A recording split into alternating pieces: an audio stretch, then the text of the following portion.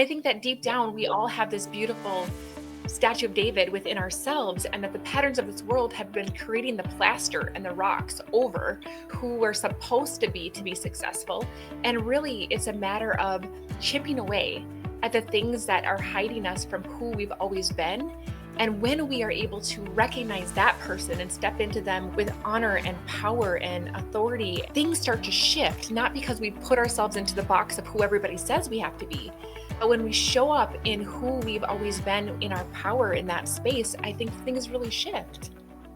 Welcome to the Spiral Up podcast. I'm your host, Dr. LaChelle Wieme, a peak performance coach and business strategist dedicated to helping you see what's possible within you, the blind spots that are holding you back, and the solutions to ensure success and fulfillment without the hustle. I use my secret sauce of metaphysics, brain science, and scripture to work with God to manifest your ideal life and business. If you're ready to create massive forward momentum in your business and bust through the blocks that drag you down, join me on the Spiral Up journey and create the clarity, confidence, and consistency to become the CEO that lives your life by design. It's time to create the sustainable impact, income, and time freedom you desire faster. Now is the time to spiral up. Hello, everybody. Welcome back to the Spiral Up podcast. I'm your host, Dr. LaChelle Wieme, and today you guys are in for a treat. You're going to be able to hear from my new friend, Morgan Rich. You guys, he is an author, a speaker, a coach, and he is really just this embodiment of alignment, which is really, as you know, Morgan, what I'm about, right? Like, let's not, force hustle and striving and allowing ourselves to get back into the trueness of ourselves and our alignment. And so you guys that are listeners out there, if you find yourself just tired of constantly forcing, constantly feeling inauthentic or trying to fit yourself into somebody else's box, this episode is absolutely for you. Morgan, I am so glad you're here. This is going to be such a great conversation. And I would love to know, what are you up to these days? Like, what is lighting your soul on fire these days? Oh, that's a lovely question. I love it. So nice to be here, LaChelle. And thank you. Just thank you for the work that you put in the world, the care and the passion that you put in. It's fun to be here and to be able to share. I'm excited. I'm excited as well. I had a moment last week. I was talking with a mom, and her husband, father of her kids, committed suicide when he was 15. And she was saying that something in him came alive in that moment, in the grief, of course, tragic, really, really hard. Right. But then something, it thinned a veil for him where he got connected to what really matters in life, what really matters in the world. Yeah. And it resonated with me because that happened. My dad died when I was 18. So I was in a similar place. And what happened in that same awakening, this like beautiful expression of here's what life is, but there was no one in my life who showed up who I could talk to about it, who I could like dig into it, be in it, understand it, bring it into the world. And I looked out into this wacky world, and that was a long time ago, and I was like, why is no one talking about this? Like what is it about being really good people, about slowing down, about treating each other with a huge amount of love and dignity and respect and care? And this kid was in it. He was in this place of feeling lonely, feeling lost, in this incredible expression of everything that we would want the world to be. Right. So in the nutshell of that is my work, is I am wanting to be a voice that is saying, here is where we have those conversations. Here is where you are seen and cared for and get to cultivate that most beautiful part of yourself that you want to be alive in the world. Yes. So, and when that does, go ahead. Yeah. No, keep going. I want to hear. Just when that doesn't get like, for me, when that didn't happen, and for this young guy, it makes it, then everything turns in on self, and we go into sort of like, wait, am I crazy? Yeah. Like, why are there no adults? Why is no one talking about this? It's very, very weird because it's so powerful and beautiful. And I would say in these crazy times, the way we got to go forward to like, I don't want to say save ourselves, but to like, use this time as a new birth. And that to me is the energy that we got to cultivate. So again, honored to be here. That's why I do what I do and what I do. Yeah. There's so much that you just said, even in that little bit of introduction, that I feel like I want to expand upon, right? So I think that sometimes we think that this journey is supposed to be leveling up or learning something new. But honestly, the more that I'm diving into metaphysics, the more that I dive into my own kind of spiritual journey and awakening, it's really just a remembering of who I am and who I've always been. And I kind of root this into Romans 12:2, which is, do not be conformed to the patterns of this world, but be transformed by the renewing of our minds. And I feel like so many of us forget that it's almost like we're the statue of David hidden underneath the plaster, right? And Michelangelo is just chipping away and revealing and setting David free from the rock, right? And I think that deep down, we all have this beautiful statue of David within ourselves, and that the patterns of this world have been creating the plaster and the rocks over who we have been programmed to be societally, who we're supposed to be successful. And really, it's a matter of chipping away at the things that are hiding us from who we've always been.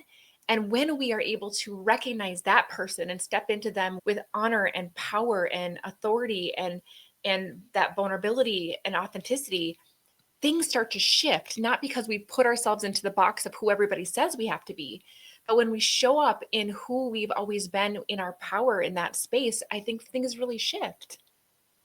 Yes. And not only is it's when we are connected to others in that place. Like, imagine the world if all of us were being our unique, beautiful self. Yeah. I'm the only one who can live my life.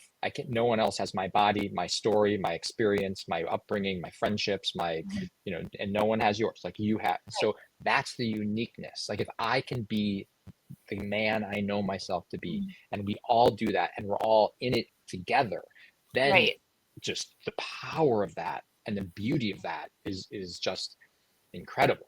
It's just, I mean, that to me, that's the way forward. And there's an interesting myth, that a lot of native traditions, a lot of cultures around the world have the same sort of creation myth. We have one that's 2 monosyllabic words like Big Bang, but a lot of other people have creation myths that are like 10-day long allegories.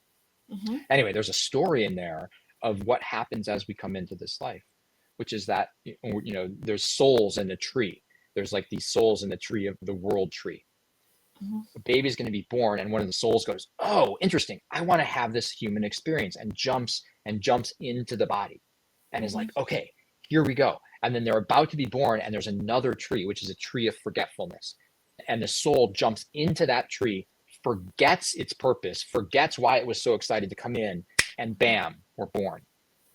And so then we're in this place of living this life, like you're saying, trying to chip away, and remember that purpose. Right. And I think that and that's part of our journey. I think that the illusion is that there is no rock to chip away, right?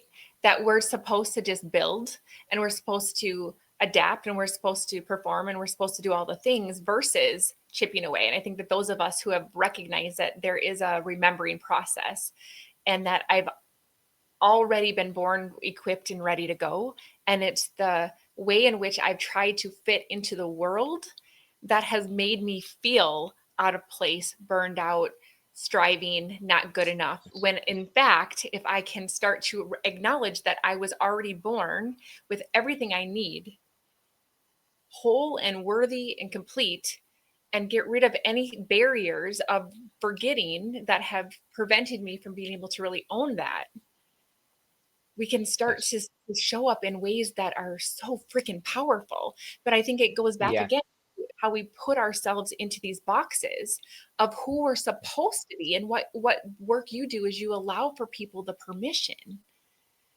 to say it's okay.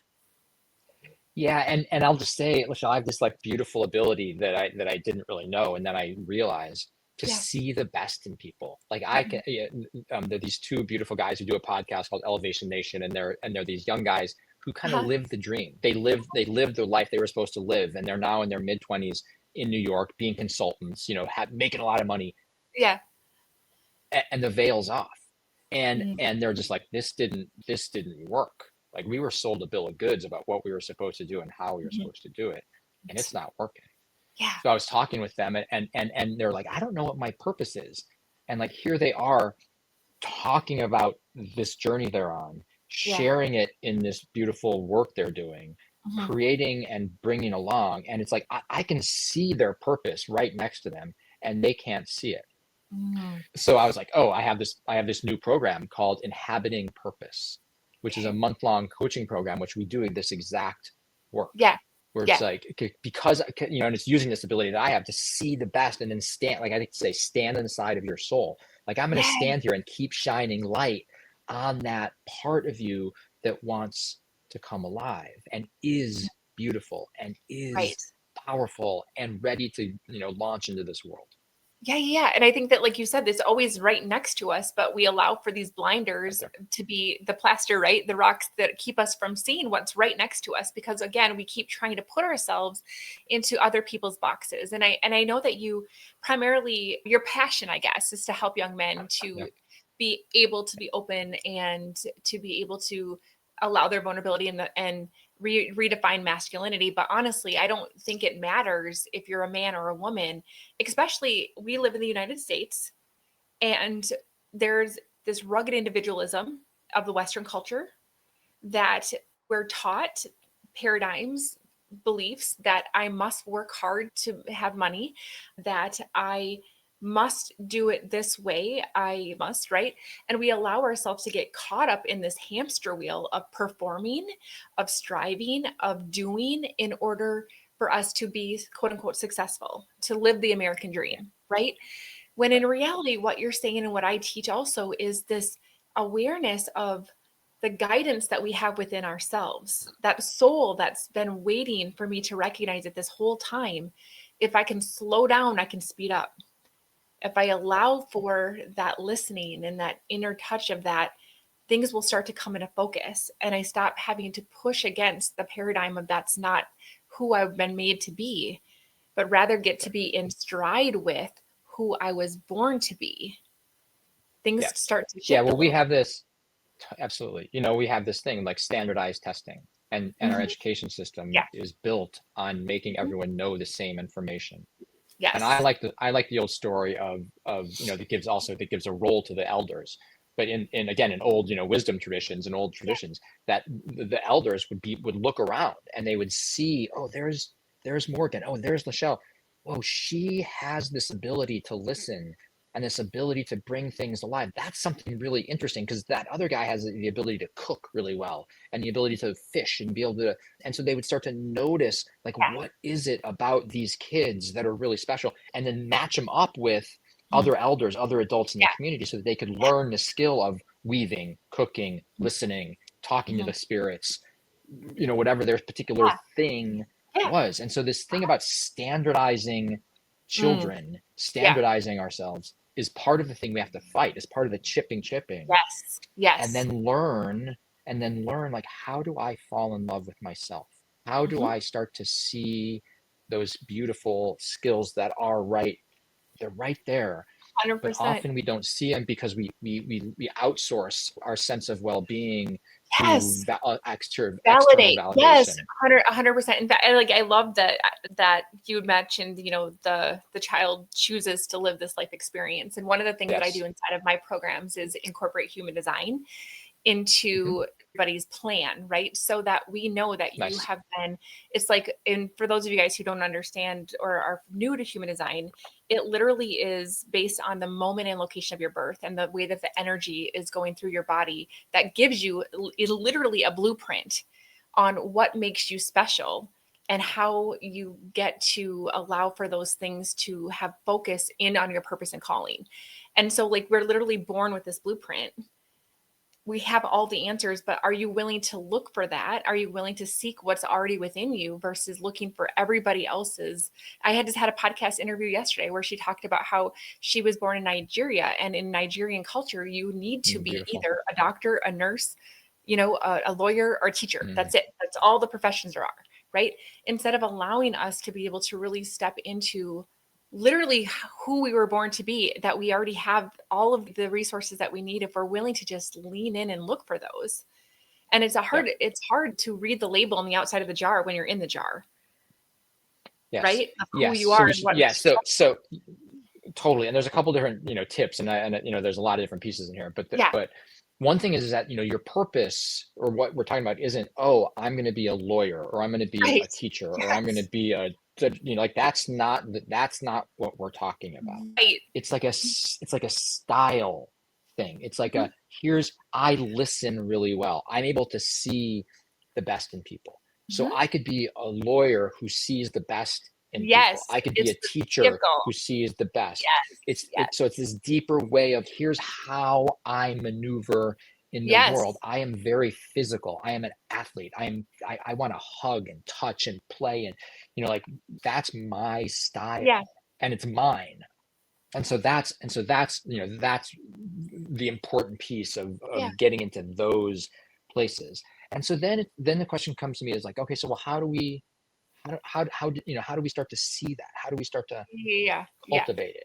And for me, it's this place of starting to step out of the need for external validation. Yes. It's so tempting to outsource our sense of self to our salary, to the car, the clothes we wear, the friends we have, and so for me, part of the practice that I do every single day is sit in meditation, sit quietly, and come home to myself, and realize and learn that, okay, here I am,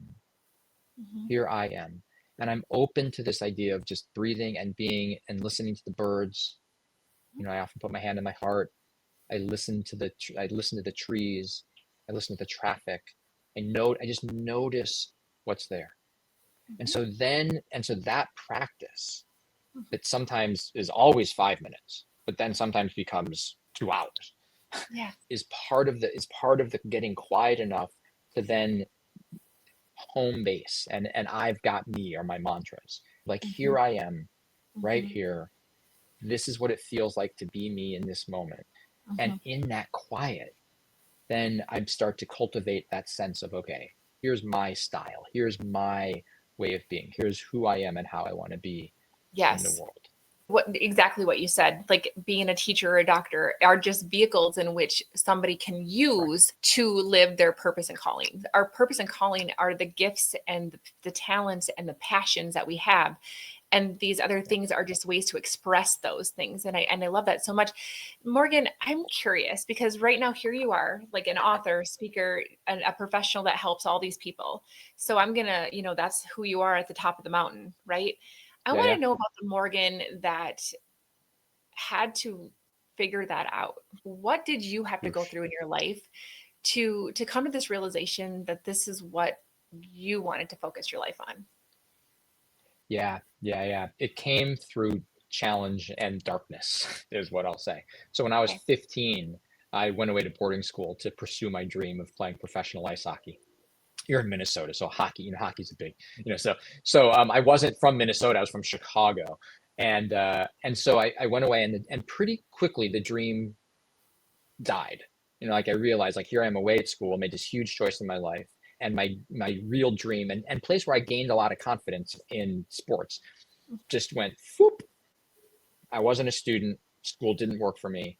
So I kind of meandered along there, and then had a funny story. If I was an RA in a dorm, it's like one of the, leader kind of thing. And I didn't know what I was doing.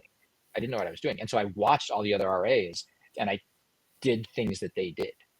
And it turned out that what I was doing was cherry picking the best thing that each person did. And I became like the star RA, but I had no idea. I didn't know. I was just like this insecure kid trying to, just like trying to survive, really, and assuming that everyone else knew what was going on.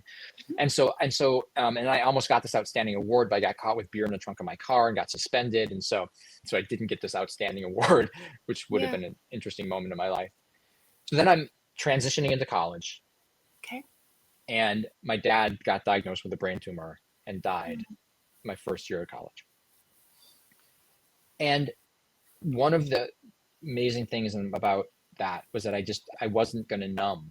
I just made a decision that I wasn't going to drink, do drugs, fall into my addictions, but I was going to be in the afterwash of my dad dying. Yeah. And it was really hard. Like I talked about earlier, it was so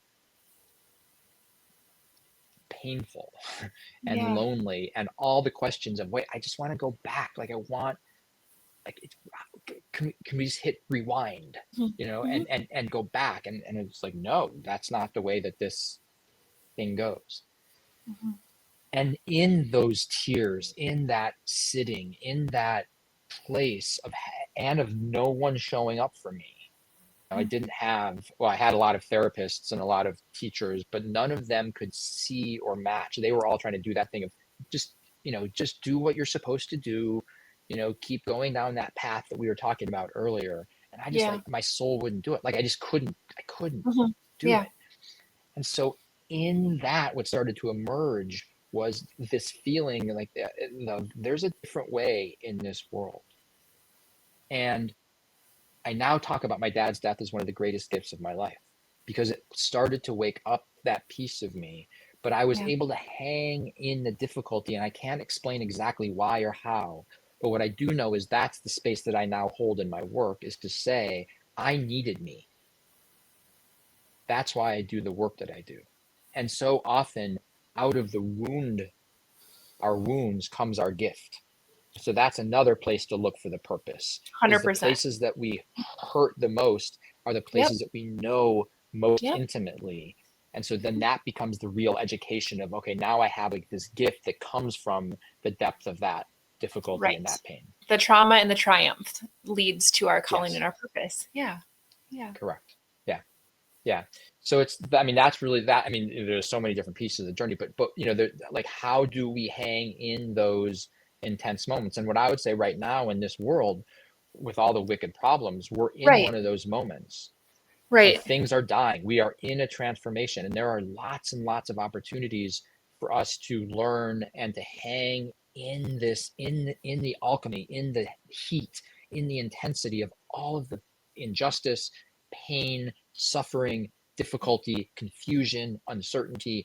If we can hang in this, and it's not easy. Like, people die.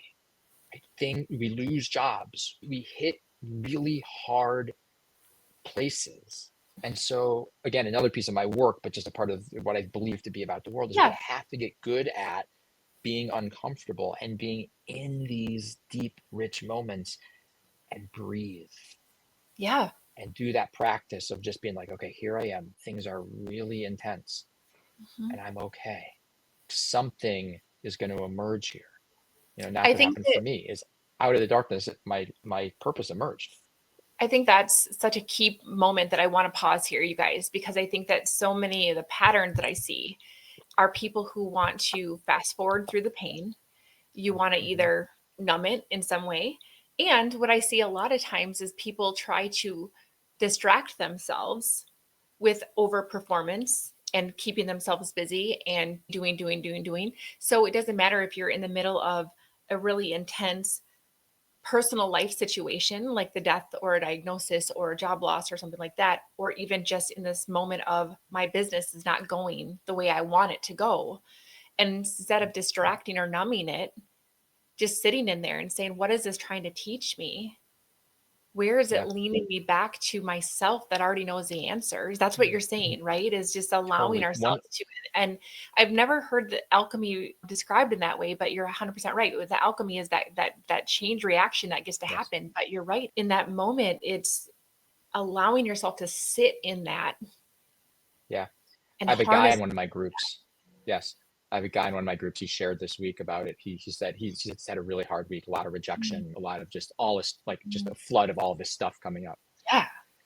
And he said, okay, wow. And he said, okay, so I went and I sat and I lit a candle and I sat in the quiet. And he's been doing this for a while. He has this practice. And he said, I watched all of the temptations, all of the temptations. Oh, I don't know his exact things, and he didn't name them, but like, oh, go watch porn. No.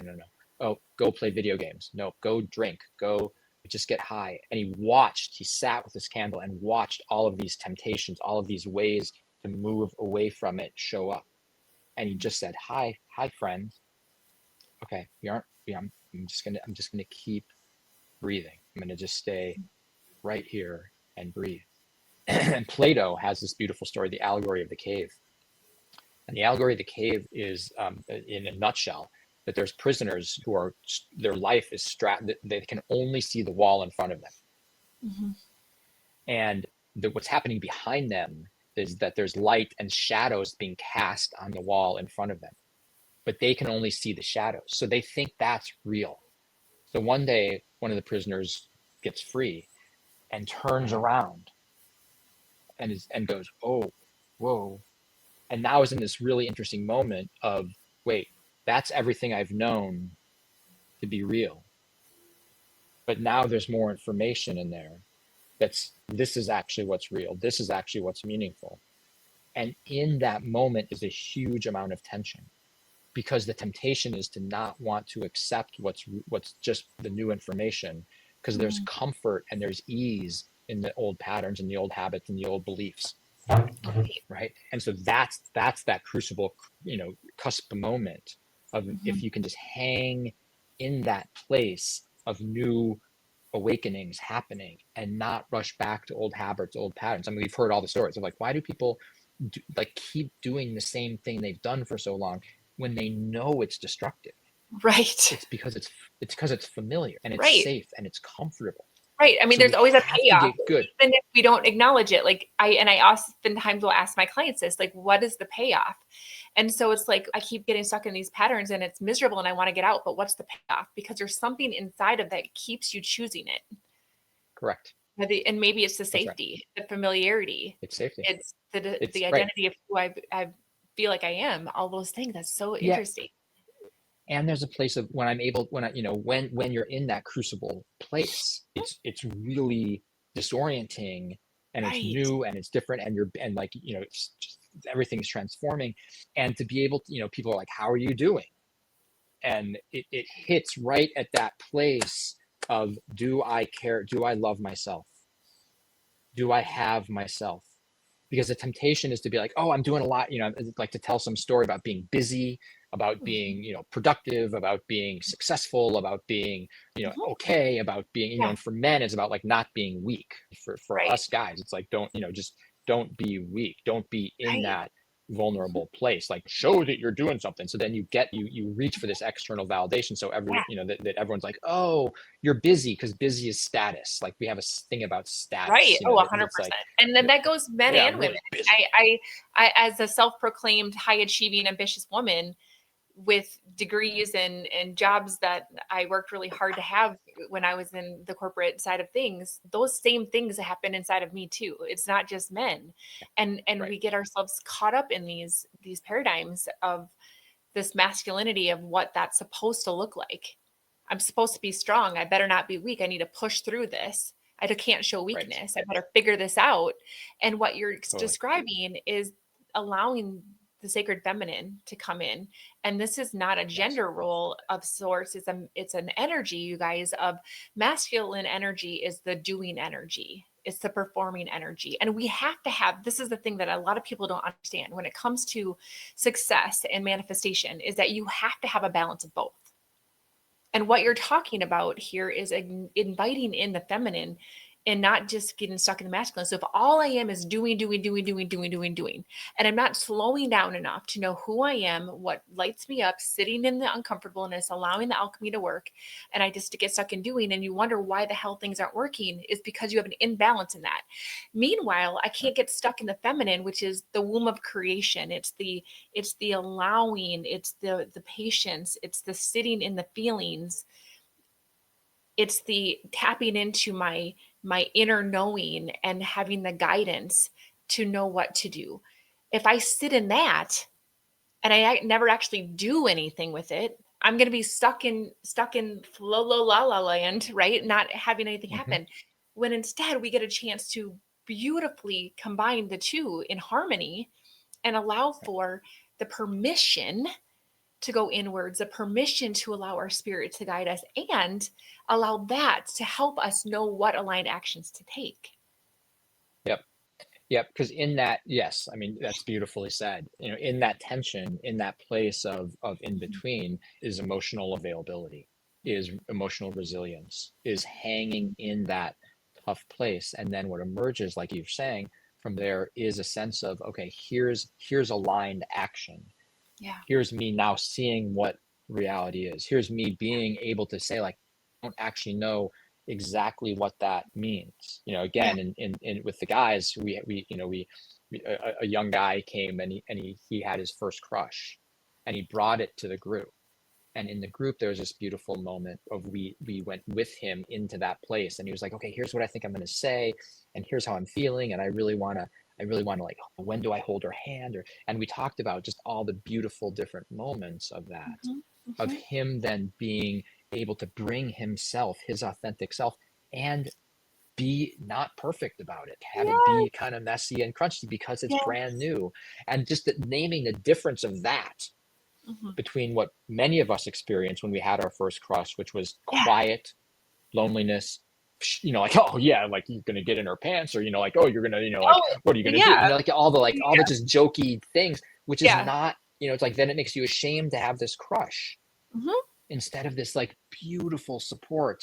And so hanging in that middle place and being held in that place and holding ourselves in that place then allows things to break open, and it brings that alignment that you're speaking of how do we then act and bring ourselves into our work, into our relationships, into our lives from that place. It's that moment of accepting support, I think, is like, so oftentimes I think in business too, we just expect that we're supposed to just do it, figure it out, watch the trainings, listen to the podcast, do the dang thing, and it all supposed to work out. Meanwhile, I think that you and I both share this beautiful acknowledgement that support and vulnerability and authenticity can empower somebody more than just doing action, right? And I think about that with my group coaching program as well. Like I describe it like a quilt, and every single member of both my coaching team, myself, and every other member of the group coaching program that's there present and witnessing gets to be a patch of that quilt in which we hold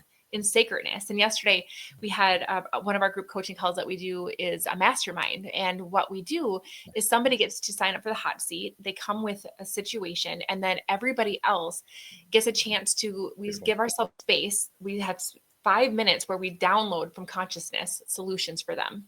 And then we share out together to support. And not only does it help the person who signed up for the hot seat, but everybody else feels valuable and supportive and giving, that it fills everybody's cup. And it was so cool to see this happen yesterday with this woman who came with this thing, and every other person was like, I can completely relate to what she brought to this place. Your story helped me solve my own problem, but it was because she had to be willing to be vulnerable in the first place. Yes. And we all got a chance to sit in that space. It's beautiful. It's it takes courage to step into the hot seat, and it takes courage to offer feedback also. But what we know is that, like you said, that is so powerful and valuable to be able to say, hey, I need help. I want to be better at this. Like, that is true strength. Strength isn't being like, yeah, I got it. Like, okay, yeah, I'll handle it. And then, just like, not doing so. The real strength is being able to get into that hot seat and then know that this isn't vulnerability or annihilation. This is me sharpening my saw, sharpening my blade and getting stronger. So it's then the question becomes like, okay, so what is it in us that allows us to step into that? Yes, that's exactly where I wanted you to take this next. Exactly. So tell us, like, how can people who are like, I don't know, Morgan, but what I'm doing isn't working. I'm trying to do it. It's not working. So what can they do to actually start to use the philosophies that you feel so strongly about? Yeah. So I'm going to say them real quick, and then I'm going to go a little bit more in depth. But one is again, the practice of like daily coming home to self is really crucial, because that's the foundation of loving yourself. And then from there, what you start to do is learn how to narrate your story and tell your story with a huge amount of grace and kindness and nourishment. So you say like, well, I'm not really getting anywhere, instead of saying like, wow, here I am trying to get somewhere. So, and then there's some more nuance in there. But the first piece is doing that daily practice, is committing to coming home and breathing and being, and just starting to learn, here I am in this moment, and everything is okay. Everything is okay. I've got me. And then from there, you start to learn like that you can be in the world, because then the intensity turns up. What we know is like sitting here right now, we're okay, we're not dying. But we also know we're going to go out into the world, and the volume is going to increase, the intensity, the sensation is going to increase. And so then we want to be, can we be calm in those more intense moments? And there's all kinds of ways to practice those. You know, like one thing I do is like cold plunges or breath retention or yoga class, where we actually go and put ourselves under pressure. Yes. And then start to practice this calm. So in the cold plunge, it's easy to really freak out when you get into cold water and be like, oh my God, this is horrible. This is miserable. This is the worst thing in the world. Right. What I do, and for me, it's not about, you know, this like, I stayed for 12.5 minutes in the cold plunge. Like, look how cool I am. Because that's that external validation thing that we talk about. Yes. It's about getting in. It's about getting in and being like, here I am in a lot of sensation. There's a lot of information coming in, and I'm okay. And all it is information. And I have a story that this is bad, uncomfortable, I can't do it, and something's wrong.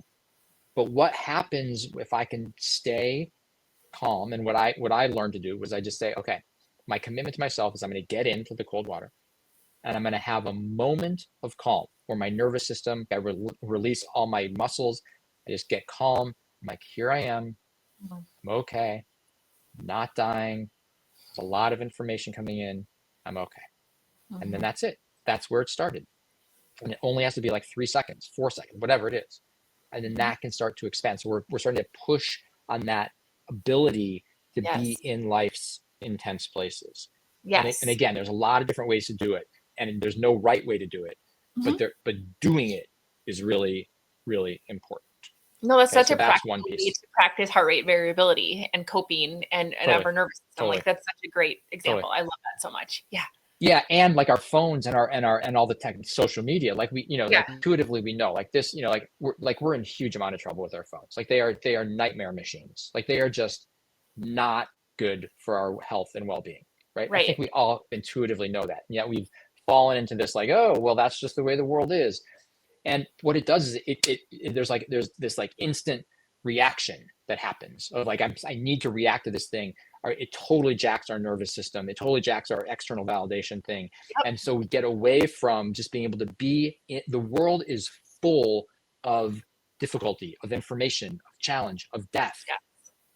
You know, it's full of adversity. And so it's just good. It's going to be like that. Yeah. And so if we learn like to calm and just be present and be like, okay, this is really hard. You know, this is really cold. This is really whatever it is. And I'm okay. Like that training is really, it's like coming back to ourselves. It's part of that remembering part, you know, and I go down the road of just being like, I sit there and I'm like, okay, here are my cells. Here is my nervous system transforming. Here are my muscles. Here is my spiritual being evolving, moving. The old stuff is dying and the new stuff is coming in, right? So I'm in that cold, I'm in that adversity, and I'm saying, here I am evolving. Here I am evolving. And then it's just, I was in Bend, Oregon a little while ago, and there was this, I was in the middle of the winter. I'm standing on a bridge watching a great heron, like I was doing, you know, anyways, this beautiful moment. And a guy starts to walk across the bridge. He's got shorts on. He's bright red. He'd clearly just been in the water. So me being the guy that I am, I say, wow, you went in the water. Like, how awesome that you did that. And he was like, yeah, you know, I only stayed for 2 minutes. And I was like, okay, dude, like you just ran into the wrong guy, because I'm going to celebrate you. Because how amazing that you got your little bottom off the couch, came down to the river, went down, put your feet in the water, was like, whoa, holy crap. Took your clothes off, got into the water, and then stayed for 2 minutes. Like, to me, that is remarkably awesome. And I Yes. get maybe, and so right there is the way we tell our story. Well, 100%. We compare ourselves and shit on ourselves all the time, for sure. All the time. And so to instead just being like, okay, maybe you want to be better at something. Maybe you want to be further down the road at all the stuff we're talking about. Maybe you're just starting. Maybe you're struggling along with it. Okay, that's okay. Like one way to say it is like, there's nowhere to get to because the destination is right here. And if you can just say, here I am at the beginning stages and my spirit, my soul is evolving and I care about this. And so I'm going to do one thing today that is engaged with, connected to who I want to be and how I want to be. And I might not even do it very well, or I might not even do it at all, but at least I am thinking about wanting to not use my phone as much. And so then you're already starting to narrate your story as here I am in the growth mindset, in the process of learning, how do I do this better? And that to me is about self-care. That is about loving yourself and about saying like, here I am, the imperfect, perfectly imperfect person that I am. Yeah. Wanting to be in the world in a different way and really messing it up in a lot of different ways, and how fun that I have the courage to do so. Yeah. I love that so much. This is beautiful, beautiful work that you do, Morgan. Thank you. And how much you help to, I don't know, just tear away the patterns of this world and the way that we think we should be and celebrate our own uniquenesses and, like you said, imperfections that we get a chance to look at and marvel with as beautiful expressions of who we are. And it's amazing. I feel like this conversation could go on for so much longer. And I feel like there's so much that I really want to just pause though, guys, instead of keep pushing out this content and conversation. I want you to just invite you to after we're done, pause and allow yourself to process this. Pause and allow yourself to just sit in this and feel it and really embody it. And then ask yourself, what do I get to do with this information? And it's just the energy that you bring is both calmness, but also, I don't know, excitement and inspiring at the same time. And I love that so much. So Morgan, is there anything that we haven't had a chance to talk about that you really wanted to touch on before we wrap this conversation up? Let's see. I mean, I think that one thing I would say is let's keep loving each other and taking care of each other and trusting and knowing that really, it's easy to think as the world does what the world does out there, that I want to be like, I want to be doing more. Yeah. And right here, what we're talking about and that work with self and the work I like to say, I don't know how to solve this. I don't know how to solve the wicked problems of the world, but I know how to do this. I know how to be right here. I know how to be right here with as much care and vulnerability and tenderness and love. And if we think about the energetic expression of it, of learning to love myself, of learning to care about my people and uplift them and have everyone that I interact with have a better day and be willing to be vulnerable, emotionally available, present, engaged, bringing this beautiful energy alive. Yeah. That is the energy that I want in the world. And so while I don't know how to do that thing, I know how to do this thing. And what I would say in that quantum piece that you talked about in your last podcast, that the energies of the cosmos don't know the difference between that big thing in this culture and this thing right here. Right. And so doing this work that we're talking about, becoming the beautiful people that we are and loving our people is revolutionary. It is. It is absolutely revolutionary and beautiful and meaningful and everything that we ask of, that we want in our lives. And so let's do it. And we're here. No one has to do this alone.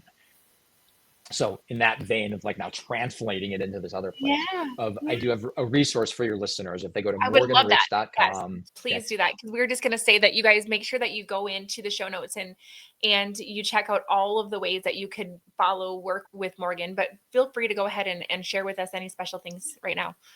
Yeah. So morganrich.com/courage is a guide for listeners to go and just check it out. It walks through some of the stuff that we just talked about of how do you actually do some of these steps. Yeah. You can also schedule a 15-minute conversation with me. There's a link there. You can go ahead and do that. I'm looking for and encouraging, I'm sort of piloting this inhabiting purpose program. And so I want people to come along. Yeah. I'll make you a deal, Yeah. but it's a month-long intensive of doing this work of how do I find my purpose so that I can launch it into the world. Yeah. I have a Substack where I do a lot of the writing that I do at morganrich.substack.com. I have a YouTube channel where all my podcast of, appearances and videos and interesting stuff is there. I'm not a huge social media guy. I have an Instagram. I have it all. But Yeah. It's that thing where it's like, this isn't good for us. Yeah. And so I have a weird relationship with it of dancing. Well, you just know, and I think that's the thing is that you embody what you know to be true for you.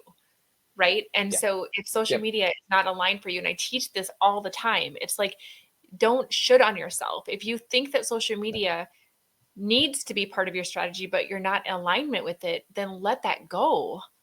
And you're successful regardless. Right. And so I want you guys to just take this as an embodiment of just trusting who you are and what you know to be true for you, and lean into that and allow yourself the permission to let go of the stuff that's not in alignment. For sure. Totally. And that's like my relationship with social media of like, I do it like it's super clumsy and I don't like know all the like little pieces. And it does matter to me that the content is out there. I want to be a resource for people. So really an honor to be here. Thank you for your work and your heart and the good energy you put into the world. I'm so happy to have more conversations. I'm sure we'll connect again. I'm sure we will too. Exactly. Well, you guys, I hope that you enjoyed this as much as I did. Sit and listen to this. You guys sit and allow this to sink in. Allow yourself to take that time to really be in touch with who you are and how you are ready to take this information and take it and embody it and become who you need to be with it. So, all right, you guys, I hope you had a great time and I'll see you next week. Bye, everybody. So much for listening. If you enjoyed this episode, be sure to subscribe and leave a review. Each honest review helps me spiral up so that I can serve you even better. Whether you're feeling a lack of impact, income, or time freedom, or perhaps you're just ready for massive momentum in your business, let's chat. Apply for a breakthrough call so that you can gain clarity.